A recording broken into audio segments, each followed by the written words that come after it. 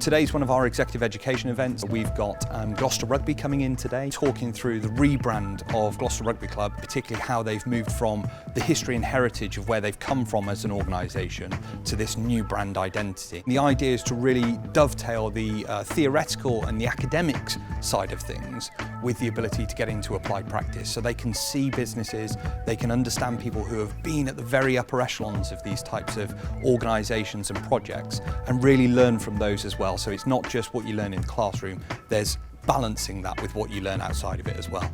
We get a real array of students on the MBA, anything from continuing undergraduate students who are really looking to elevate themselves in terms of their job applications and the graduate programs they're looking for, right the way through to seasoned professionals who want to get a broader spectrum of their understandings. Sessions like this really benefit the MBA students because it allows them to take a look behind the curtain of top-level businesses. They get a real opportunity to ask questions of people who are doing this at the height of their game, no pun intended, but they are able to then really look at the mechanics of how does this play out in practice and what part might they be able to play in a project like that in their own organisations as well.